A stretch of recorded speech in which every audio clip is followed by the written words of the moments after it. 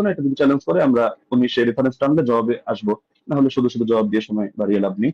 তো মূলনীতি হলো ইমাম ইবনে রাজব হাম্বলী রাহমাতুল্লাহ আলাইহি লিখেছেন তার ফাদলুল ইলমি সালাফ আলা ইলমিল খালাফ পৃষ্ঠা 83 এর মধ্যে فأما ما اتفق على تركه فلا يجوز العمل به لأنهم ما تركوه إلا على علم أنه لا يعمل به।